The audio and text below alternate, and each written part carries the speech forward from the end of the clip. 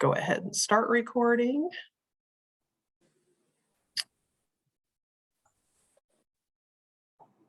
Get everybody muted.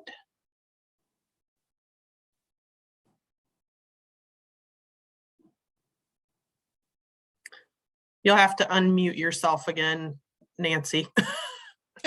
Sorry, there you go. Okay, yes. All right. So I think we have pretty much everybody in.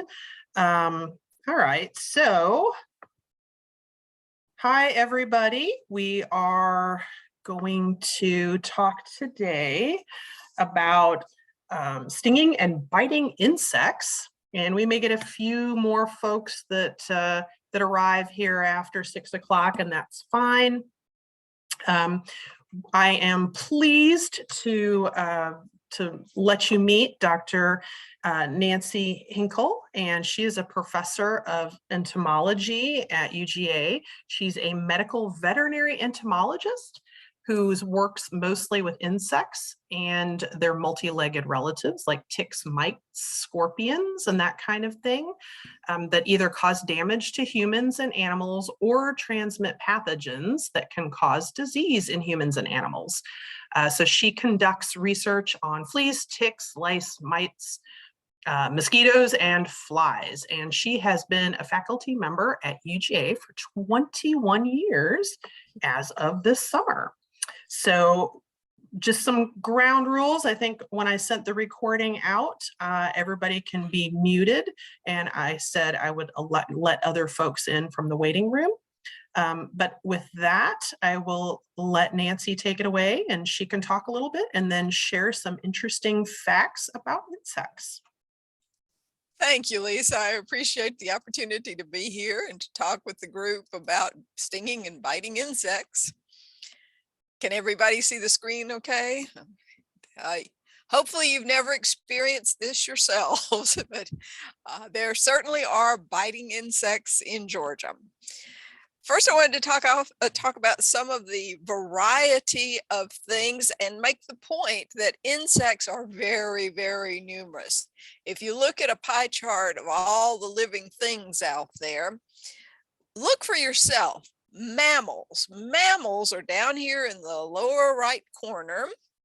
And see that tiny sliver there that represents mammals? We're a very minor component of the fauna of the world. And remember, mammals includes elephants and bears and lions and tigers and rats and dogs and cats and horses and sheep and pigs and goats and everything that we think of pretty much as an animal, but they're really just mammals. So we're a very small part of it. Then we've got reptiles, birds, and so on that are also a very small component compared to insects. Look at there.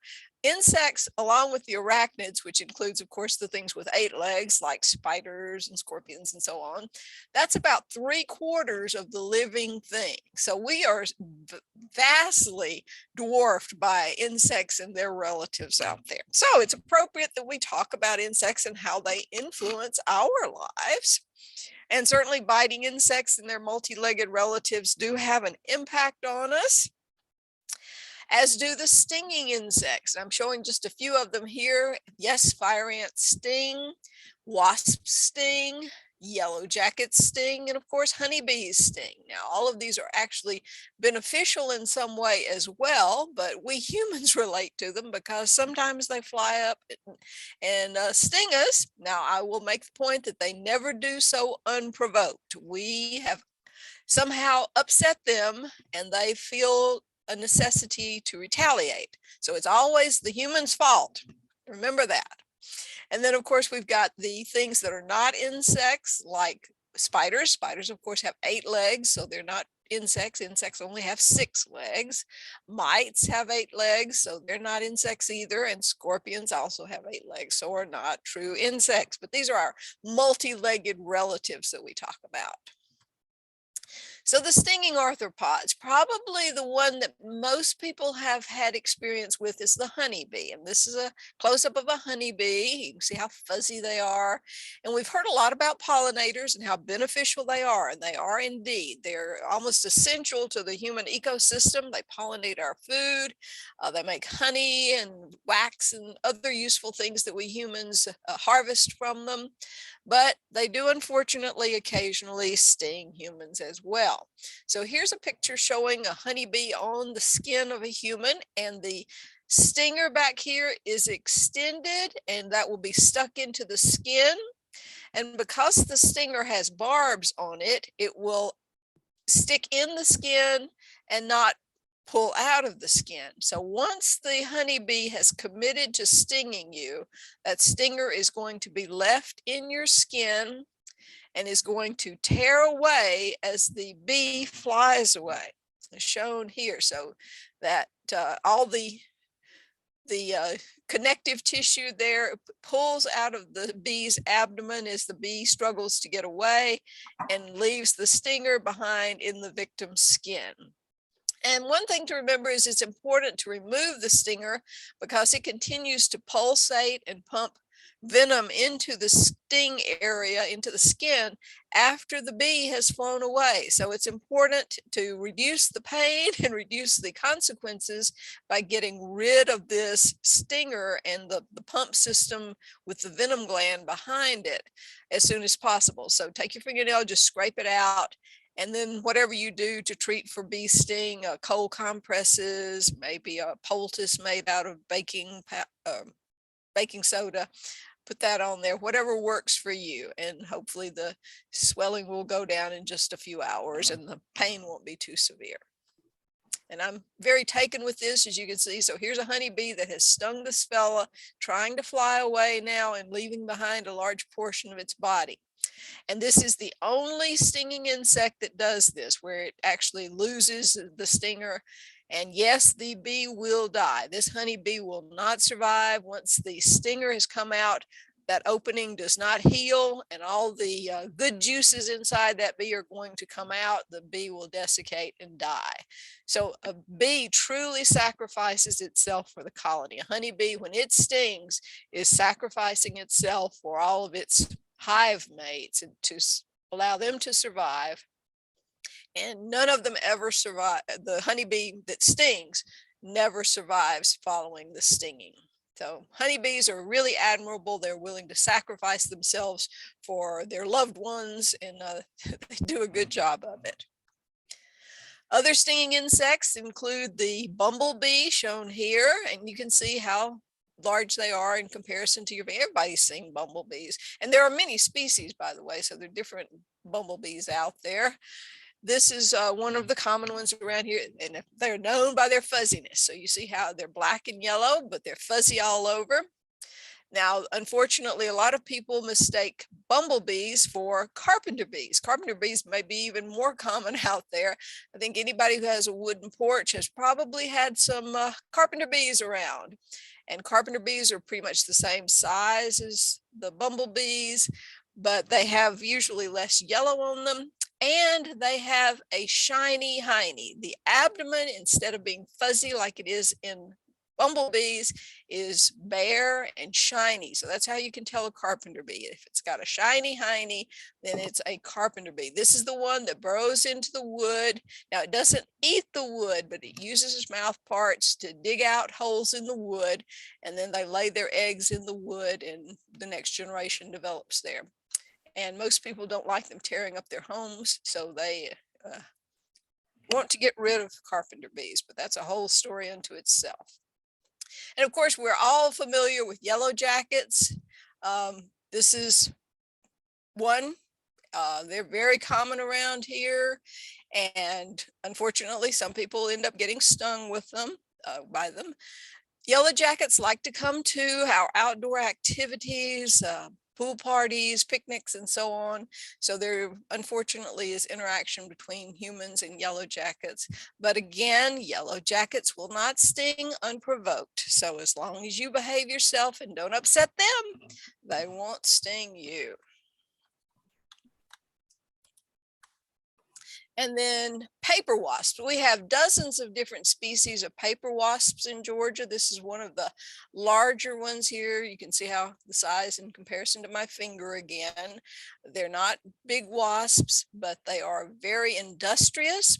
Wasps are known for eating caterpillars, so we want them around our gardens. Now, when you're picking your produce from your garden, you may not be too crazy about them, but be cautious. Try not to upset them because they're out there looking for caterpillars. They don't want to sting you. They don't want to waste their venom on you. They want to use that venom to kill the caterpillars so they can feed the caterpillars to their babies. So they're really good about getting out in the garden, and they find the caterpillars, no matter if the caterpillars are under the leaves, down along the stem, wherever they are. The paper wasps are very good hunters. And there are many species of paper wasps out there. This is another one. And if you've ever thought about why they're called paper wasps, it's because they make their nests out of paper.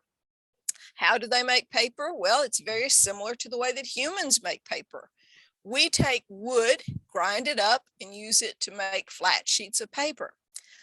Wasps, on the other hand, since they don't have machines, actually take wood, usually bark from trees, and they chew it up, and then they use that to form the paper that makes their nest shown here. So that nest is made out of paper that was made by these wasps. So insects usually did it first. Anything that we humans have come up with, some insect has probably done it in the past. Now, we do have some large stinging insects in Georgia. The bald-faced hornet probably comes to mind, although you don't usually hear of many interactions between bald-faced hornets and humans. Occasionally, you do run into them. Most people, of course, have seen the nests that bald-faced hornets make. Very impressive. Again, this is made from paper, so bald-faced hornets do the same thing that wasps do. They chew up the paper or chew up the wood and turn it into paper, and they make these elaborate nests. They can be very artistic, as you see here. They chew up different colors of bark. If they chew up a light colored bark, then that makes a light paper. And if they chew up a dark bark, then it makes a darker line there in the paper. So these can be quite elaborate and very artistic. We also have another hornet out there, the European hornet. And this one actually is prettier even. You see the front part of it is kind of that reddish brown. And then the abdomen itself is yellow with either black or brown decorations on it. And these are pretty good sized hornets. And the distinctive feature about the European hornet is that it's attracted to lights at night. Now, most insects or most of the stinging insects like paper wasps and bees, the honeybee, and all the other stinging insects usually go to bed about dark. And they're not nocturnal. This European hornet, on the other hand, is nocturnal, and you'll frequently find it coming to, well, not frequently, but not infrequently find it coming to lights at night. And they're actually quite placid. It's not hard to get up close and get good pictures of them. They're very tolerant. They'll let me get my camera pretty much right up in their face and not be annoyed by it too much. Now, probably the largest wasp that we have here in Georgia is the cicada killer wasp. And this is exactly the time of year when cicada killer wasps are out. I saw my first one about 10 days ago, and they were emerging, getting ready to mate, and then they will catch cicadas. The female is the one that does all the work. So the females are flying around in the tops of trees, listening for the cicadas that are calling out there. They zero in on the cicada, they capture it, they sting it to paralyze it, and then they carry it back to their nest. Up in the upper left-hand corner there, we have a cicada killer wasp who has subdued a cicada, and she is now flying it back to her nest. Anyone who knows about cicadas know that they are big, bulky insects. And this little wasp, well, she's not little, but compared to the size of the cicada, she's relatively small. She's trying to carry that burden of several hundred feet usually back to the burrow that she has dug in the ground. And once she gets there, she's going to take that cicada down into the hole in the ground. She's going to lay an egg on the cicada. And remember, the cicada's not dead now, it's just paralyzed. And then she's going to close up that burrow. When the egg hatches, the little larva from the cicada killer wasp is then going to be able to eat the fresh, not rotten cicada. That's what it's going to live on, what it's going to develop on. And then next spring it will emerge and we'll have another cicada killer wasp. The cicada killers that you see are actually the males. These are the ones that fly about head high and they buzz right in your face and they look very threatening. But they're males and they cannot sting. They don't even have a stinger. So they're all bluster and not capable of causing any kind of damage whatsoever. So you can actually grab them and hold them in your hand. They can't do a thing about it. The females, yes, can sting, but they're up in the trees looking for cicadas. They're not interested in stinging you. The males, which are down here in our face, perfectly harmless. And here's a comparison. So to talk of the ones we just talked about, the cicada killer wasps over on the far left there, they're the longest ones. They may not be as bulky as the European hornets, which are in the upper right-hand corner there. The European hornets are probably heavier, but the cicada killer wasps are longer. And then you see the bald-faced hornet in the lower part there is actually considerably smaller than the European hornet. And then we have the Monobia quadridens over in the far right lower corner there. And that's just one of the mason wasps that's not uncommon. You probably never run into them. They're not the least bit interested in humans, so we don't often see them. And I have to mention velvet ants. You may have heard other names for velvet ants like cow killers. I've never been stung by one of these, but people who have say it's a very painful sting. These get your attention. The trick here is that this is, even though it's called a velvet ant, it's not even an ant. It's actually a wingless wasp. So this is truly a wasp. You wouldn't think of it as that, but we can tell by the color scheme that, of course, it is a University of Georgia fan, that red and black. So these are velvet ants. They are capable of stinging. You see them running around on the ground. They are actually not ants. They are wingless wasps. And then honeybees, as I mentioned before, are the only bees that leave their stingers behind. So you can identify them that way. And again, the bee is going to die after she stings. Now, the stinger is a modified ovipositor, and the ovipositor is the egg-laying structure in a female insect. Obviously, only females lay eggs, so only females have ovipositors. So only females have stingers. So only females can sting. No male insect can sting. Only the females can sting. And you can see the stinger sticking out there with a tiny drop of venom coming out of it there. So that's a fire ant female with her stinger extended. Looks pretty threatening. Now, I'm sure everyone in Georgia has heard someone say, I got bit by a fire ant. Do fire ants bite? Well, technically, yes, they do. But this bite is not what hurts. They then use their stinger, they sling it the abdomen around, extend the stinger, and inject some mixture of materials that then create the sterile pustule that most people are familiar with. If you've ever been stung by an imported fire ant, you probably developed a tiny little bump there that was a little pustule, took a few days to heal. They're never infected, they're sterile, so you don't have to worry about infection, but they're very distinctive for an imported fire ant sting. So again, only the female can sting, but interestingly, fire ant mounds are made mostly of females. There's only a few males in there because they only need a few to inseminate the queen. Most of the ants in the mound are workers, and all of the workers are female. Now, I liken the bite of a fire ant, which by the way, doesn't even penetrate the skin. It's really just a pinch. She's using her mouth parts to pinch up the skin so that it's easier to inject the ovipositor, the stinger, into the skin. So this is kind of like what a nurse does when he's giving you an injection. He uses his fingers to make a little tent or to pull up to pinch your skin. And that way you don't notice the discomfort of the injection that much. So fire ants similarly will pinch the skin before inserting the stinger.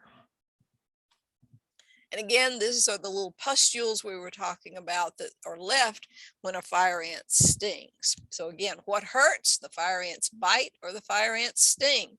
Trust me, if the fire ant only bit you, you would never even notice. It's only when they stick that stinger in and inject the venom that you start to feel the pain. That's what causes the discomfort from a fire ant sting. And there are other arthropods that sting. Again, the southern devil scorpion is not an insect. It's got too many legs. And by the way, this is really the only scorpion that we have in Georgia. So if you want to impress your friends, anytime you see a scorpion in Georgia, you could say, oh yes, that's the southern devil scorpion. I recognize that.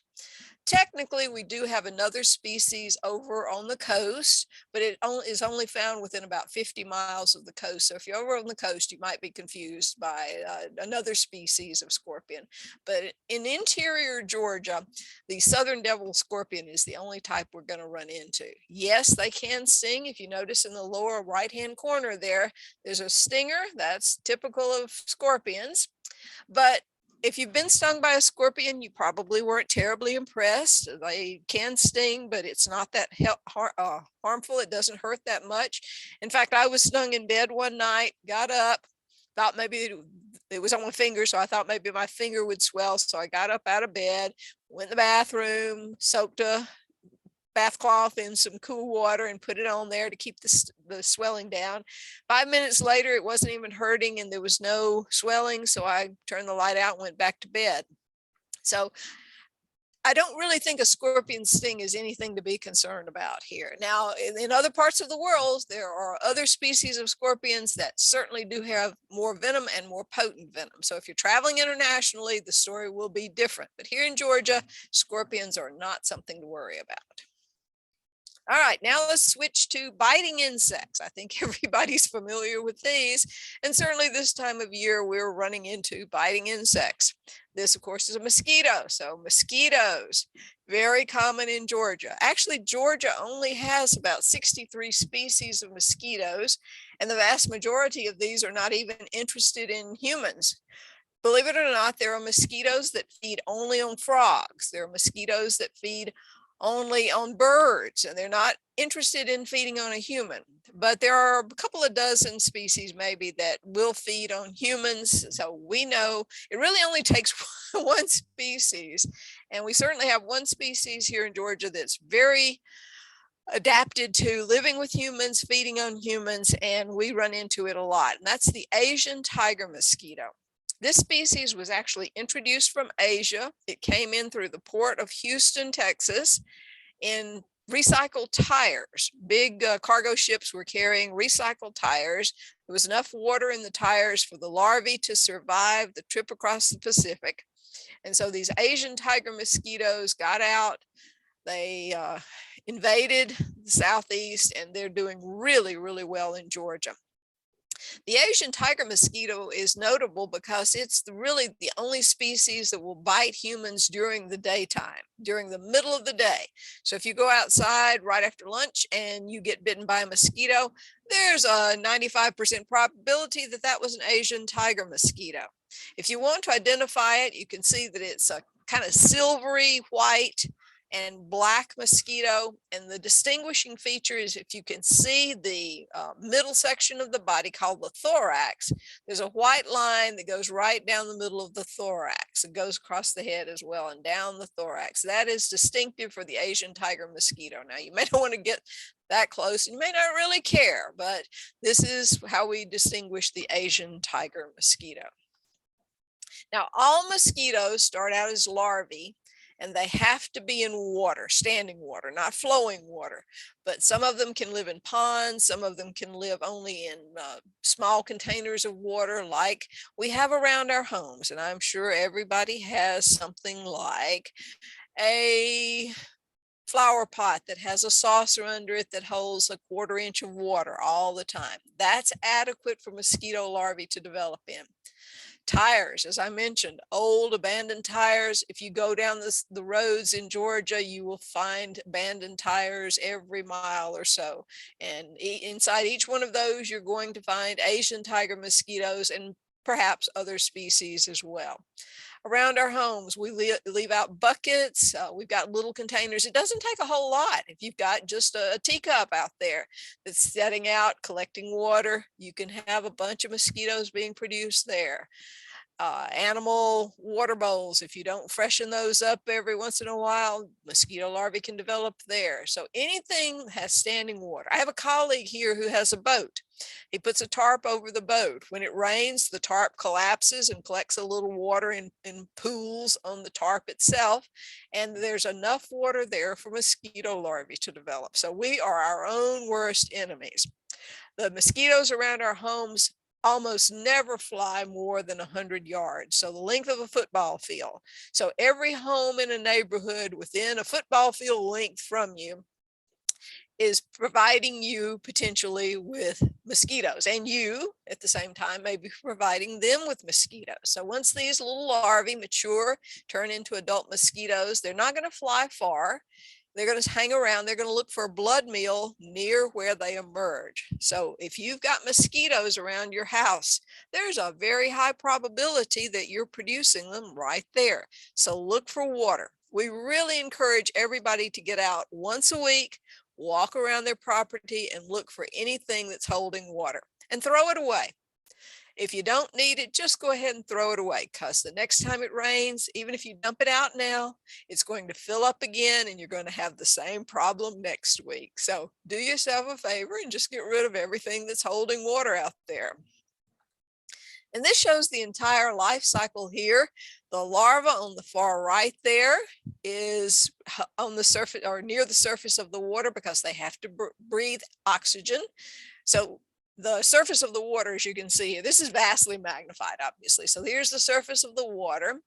And then you've got the larva on the far right here.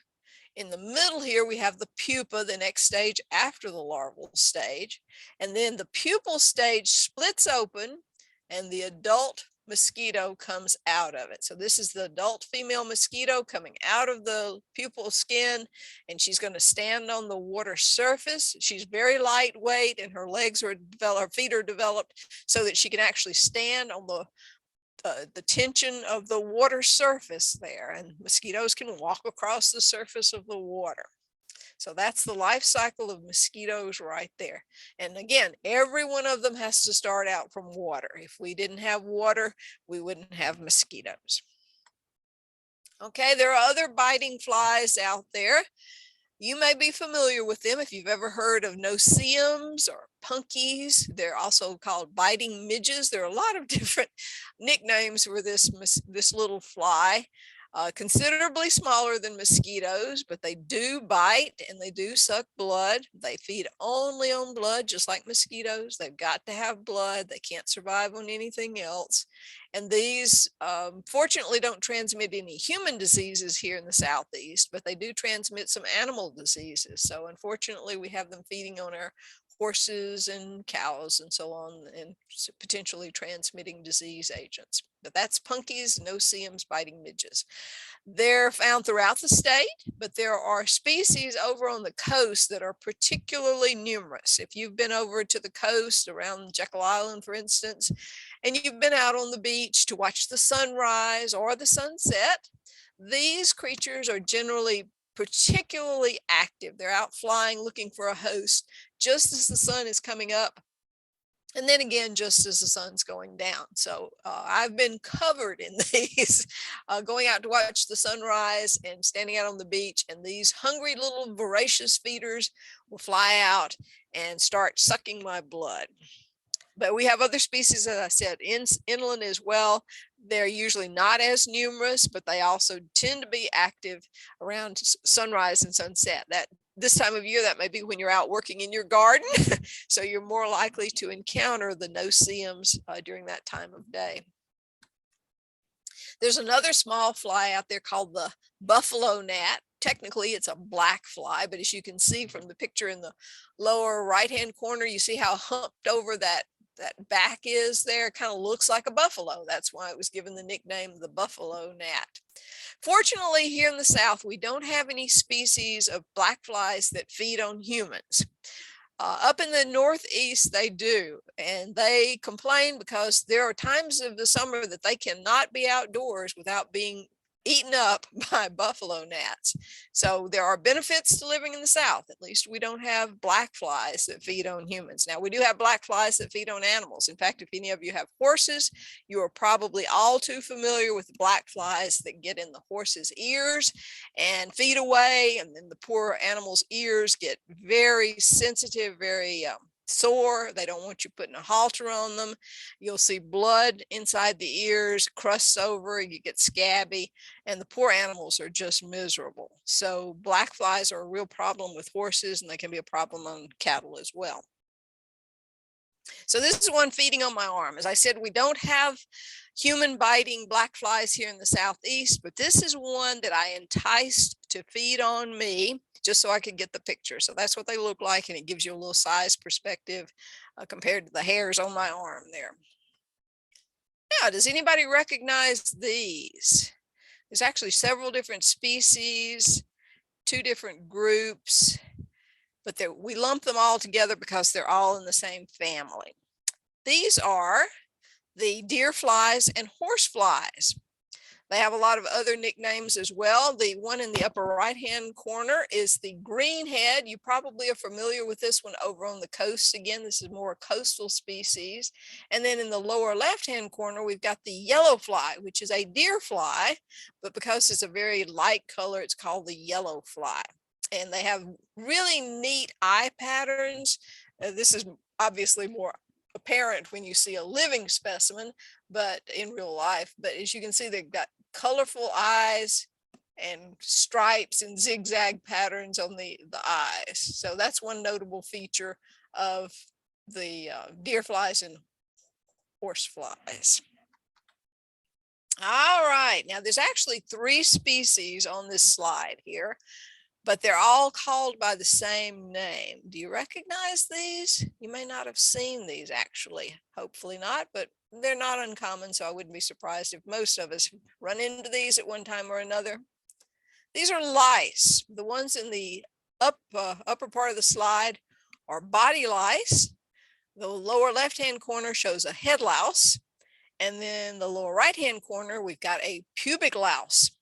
All of these are found on human bodies, and they are only on human bodies. You will not get these from a dog or a horse or a pig or a chicken or any other animal, only from another human. They are very host specific. They can live only on humans. Body lice are rare. You find them usually in situations where humans are not allowed to change their clothing very often. So occasionally in prisons or in homeless facilities, or during wartime when people are forced together in close confinement without good sanitation, without the ability to take baths and change their clothing. Head lice, on the other hand, are very common, usually in school children. Most schools have to deal with head lice regularly. We're fortunate that they don't cause any major problems. They don't transmit any disease agents, but they are a real annoyance. They make the kids itch, and they really upset parents and teachers.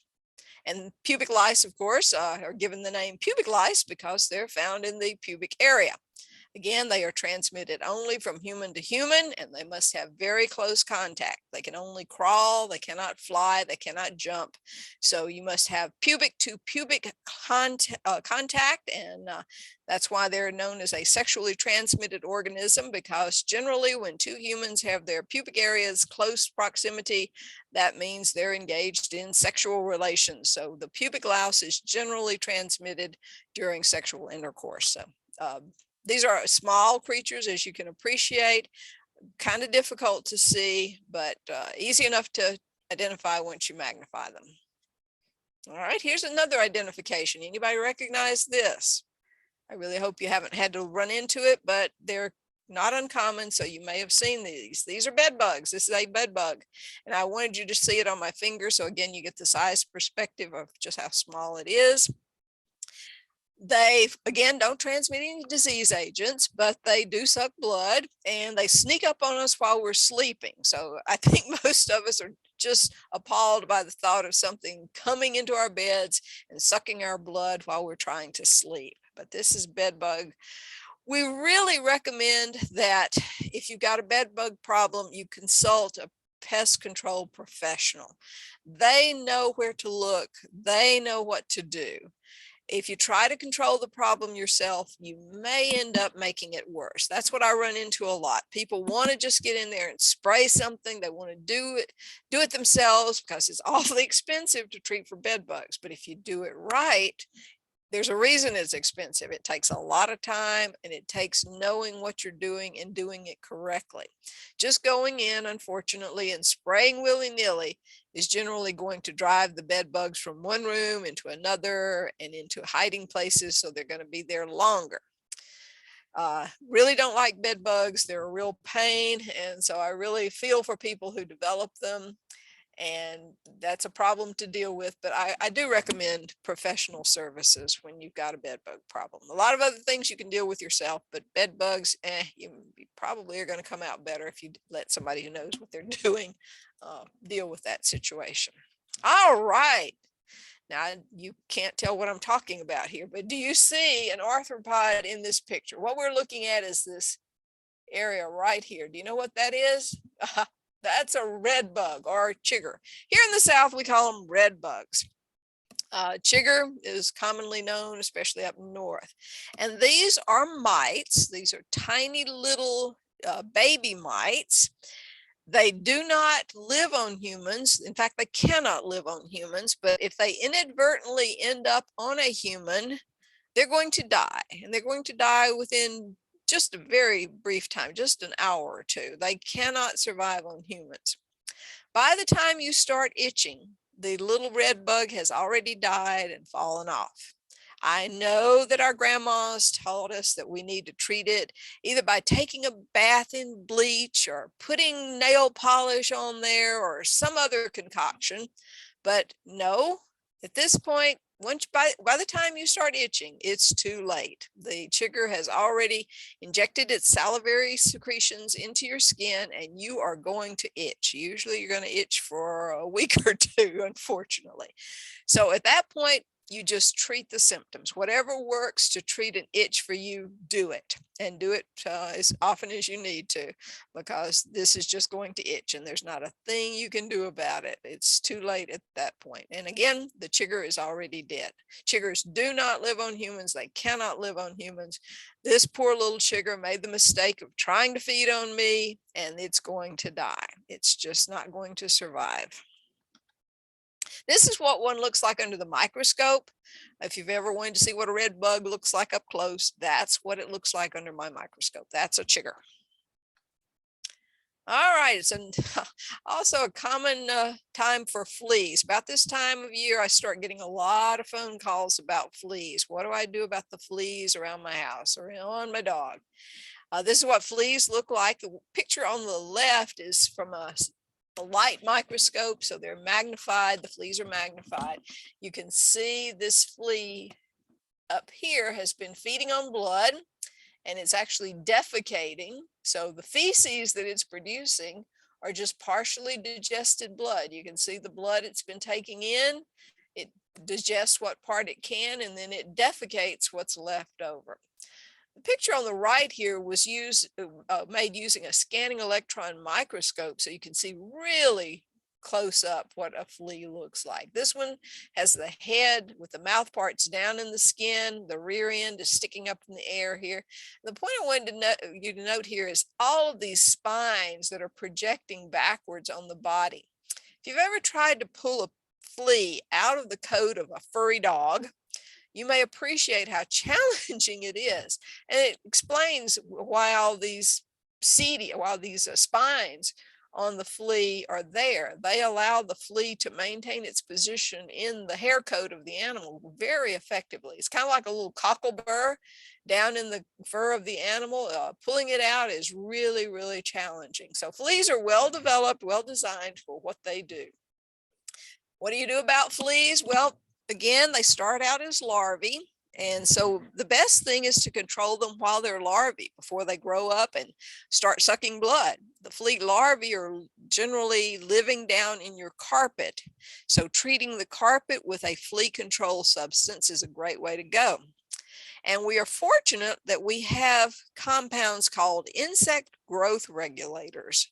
And these are just hormones that overdose the flea larvae on their own hormones. Now, these are completely different hormones from what we humans have or what mammals in general have. Fleas, again, are insects, and they're completely different physiologically from mammals.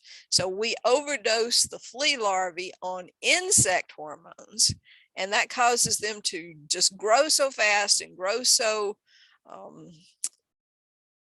outrageously that they outgrow themselves and kill themselves. They just die because they've outgrown themselves. So you can kill flea larvae at this stage before they grow up and get sucking mouth parts. So at this point, nobody cares about fleas. They're harmless. They can't do a thing to you. But you give them a week or two and they're going to go through their life cycle and emerge as adult fleas. They're going to hop on you. They're going to hop on your dog. They're going to start sucking blood. That's when people get interested in fleas. So let's kill them before they get to that point, and you won't have to call me and ask what to do about fleas on your dog. And again, using the insect growth regulators, very, very low toxicity, essentially no toxicity to our dogs, our cats, us, our children, any other mammalian creature, but they're deadly on flea larvae. But you have to treat the flea larvae. The insect growth regulators do not affect adult fleas. They'll only kill them in the larval stage. So what do you do if, unfortunately, you've allowed them to mature and become adult fleas and they're on the dog? Well, we're fortunate now that we do have products that work. 40 years ago, we really didn't have that many options, and we were using all sorts of concoctions that were not all that effective, but that frankly were pretty dangerous for the dogs and for the applicator. But now we have things like, well, I won't list any brand names, but if you're interested in products that are available for control of fleas, contact Lisa Klein and ask her. She has access to the Georgia Pest Management Handbook online. She can go to the homeowners edition has the best section on flea control, and she can print out the pages that are pertinent and send them to you or email them to you, and you can pick out a recommendation there and consult with your veterinarian. Veterinarians are quite knowledgeable about flea control. They can tell you what to do about fleas on your dog or cat or in your home even. All right, ticks. I wanted to close out with ticks. Up until last year, Georgia had 22 tick species, and we all agreed that was a generous plenty. We really didn't need any more. That was more ticks than we really needed right there. As you can see, ticks all look pretty much the same. The one in the center here, as you can see, has had a blood meal. It's sitting on my fingernail, and you can see how large it is, filled up with blood there. But most ticks look pretty much the same. They're kind of oval. They've got 8 legs, really not that much distinctive about them. This is what an adult tick looks like. The mouth parts are here in the upper portion of the body. That's what they stick into your skin right there. They've got 8 legs, an oval body. That's what a tick looks like. I think most people have seen ticks. Most people don't pay that much attention, really not that interested. But this is particularly appropriate because we have just now entered the seed tick time of year. So people who are going to be out and about, hikers, people who get out in the woods, are very likely to run into seed ticks. Now, what are seed ticks? Well, seed ticks are just baby ticks. These are the stage that hatch from the egg, and they are small, very easy to miss. They look like little freckles. Once they've attached to your skin, they're very easy to miss, to not even see. I mean, one of these gets behind your knee, you would never notice it. But these are seed ticks. And once they have attached, they inject their salivary secretions into your skin, and you are going to itch. If you're like me, you're going to itch for a week or two. Even if you remove the tick at that point, you've already got the salivary secretions under your skin, and your skin is going to react. So seed ticks are a real pain. I just had an experience with them a couple of weeks ago, and I'm still regretting it and resenting ticks, seed ticks in particular. This is what they look like under the microscope. Again, small, just ticks. And I'll go ahead and confess that the only tick that I can identify without magnification is this tick right here, the Lone Star tick. It's called the Lone Star tick because if you remember the flag of the state of Texas, the Lone Star state, it's got that single star on it. Well, this white dot here is supposed to look like the Lone Star. Use your imagination. Anyway, there's the white dot on the back of the female Lone Star tick. And again, that's the only way I can tell what that tick is. It's the only tick that we have here in Georgia that has a white dot on its back.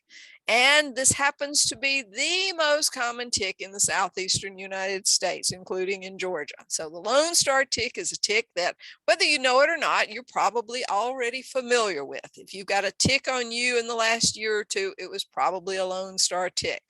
90% of the calls that I get about ticks are about the Lone Star tick, the most common tick in Georgia. It's found on dogs and cats and pigs and horses and sheep and deer and raccoons and possums and just about every mammal out there. Very, very common tick.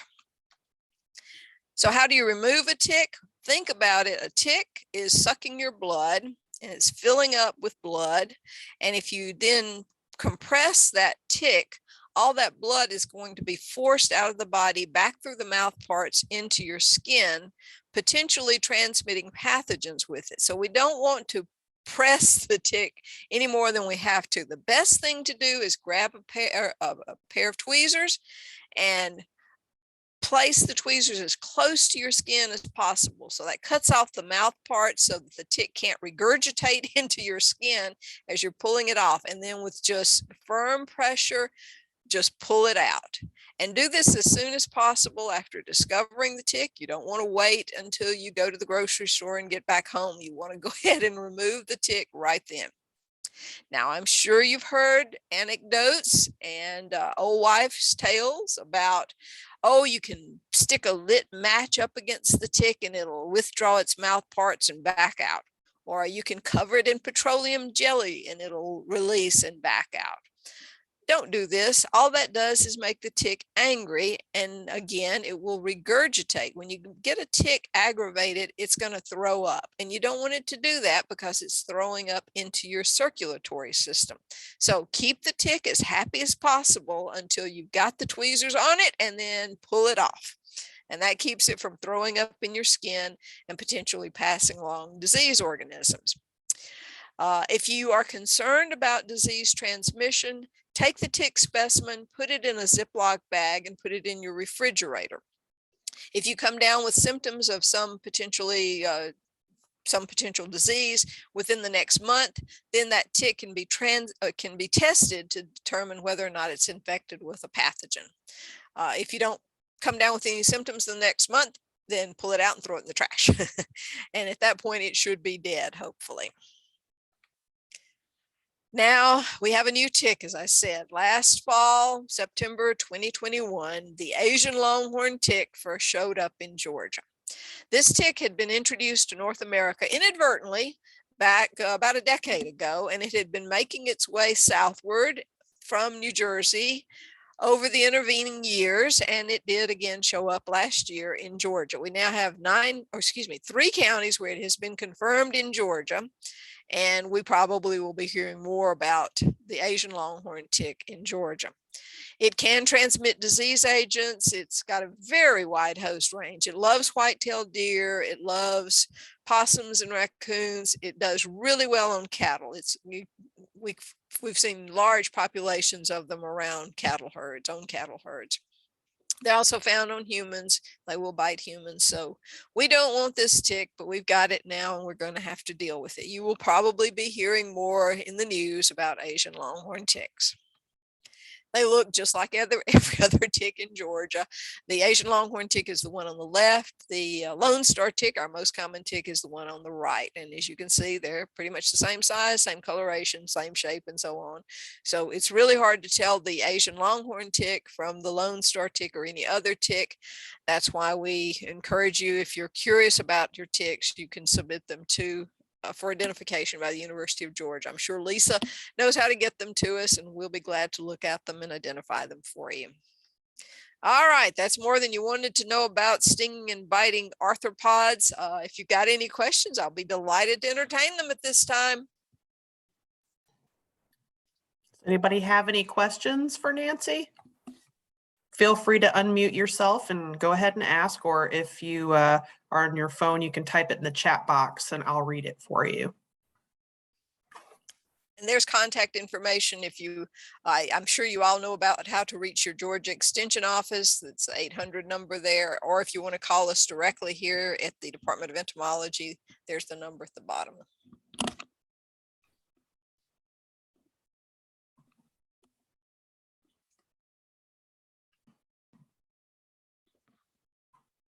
Surely we have some questions.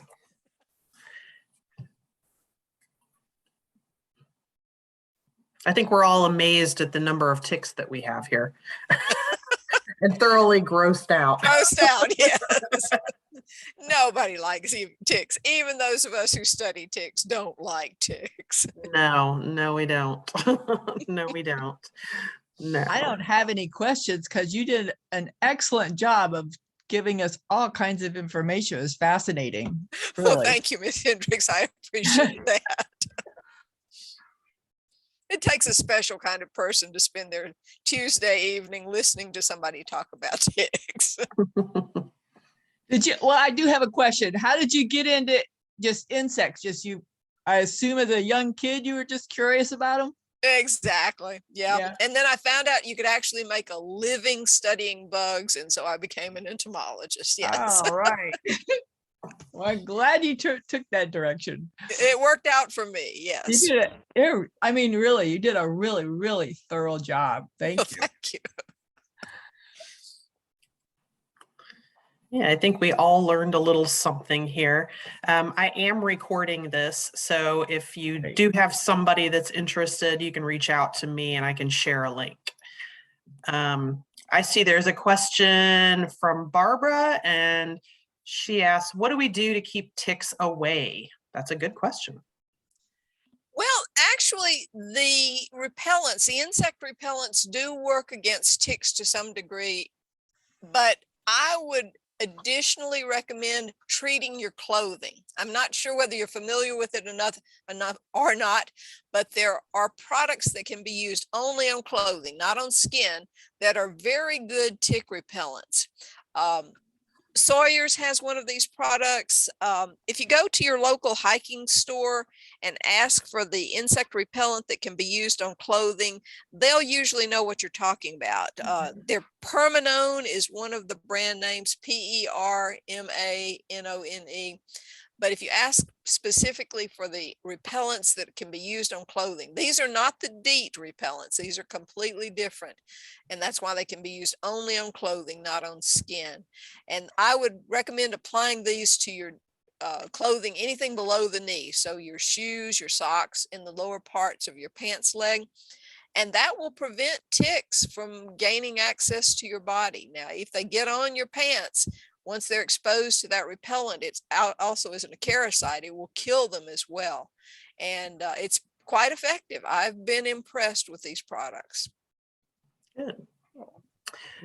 We've got another question from Joe. He would like to know, how long do mosquitoes typically live? The adult mosquito, once she's emerged from the water, only lives for a few days, less than a week generally.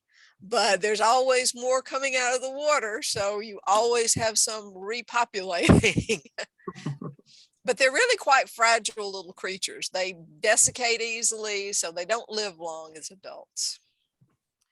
Joe would also like to know, are mosquitoes most active in the summer, or probably are there any in the winter, I guess would be the other question. Yes, they are more active during the summer, but there's never a time in Georgia when you cannot encounter an adult mosquito. And that's why we recommend, or your veterinarian probably recommends, that you keep your dog on heartworm medicine year round. I have found Anopheles mosquitoes at my house, adult Anopheles mosquitoes, on New Year's Day. So I know they're out there year round. If we have a warm day, and here in Georgia, middle of the winter, we have these wonderful 70-degree days. You will see adult mosquitoes flying around. Now they hide in culverts during the really cold weather. They'll get down in culverts, anything like a cave. They can even survive under the bark of trees. They're amazing little creatures. Remember, they've been around here a lot longer than we humans have, and they have found ways to survive. So you're right. There's never a time in Georgia when you can't find mosquitoes. Yeah. Just as an analogy, when you talked about bed bugs, I had an encounter with them and had to use the heat treatment. Thankfully not in my own house, but in a rental that I own, and it costs a lot of money. I think it was like $2,500 for the heat treatment in a 600 square foot home. Oh, Wow. Yeah. So yes, they're very resistant to insecticides and very difficult to treat. They're very wily at finding places to hide to get away from all of that. yes. The wily bedbug. Yeah. In New York, they actually had a beagle. They've trained dogs to hunt out bed bugs. I forget the beagle's name. I remember when I was visiting, they had this commercial. I was like, are you crazy? But they had this beagle that went around and sniffed out people's houses and sniffed out the bugs. Yes, that is a thing. Mhm. Yep. Oh, all right. Let's see. Any more questions? Let's see. I have a mosquito control with a company and they spread it all over the lawn. Is this effective? Probably not. Really, getting rid of any standing water is much more effective. Just don't produce them in the first place. Anything that tries to kill them subsequently is just harvesting what's being produced. All right.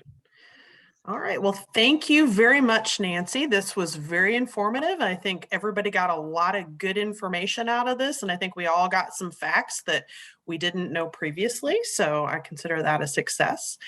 So last call on questions. And with that, I'll go ahead and end it, and we can all go have some dinner. Indeed. Thank you so much. I really appreciate your hospitality, Lisa. I've enjoyed it. Okay. Thank you Take care. so much. Thank you. All Bye-bye. right. Thanks, everybody. Bye-bye. Bye. Bye.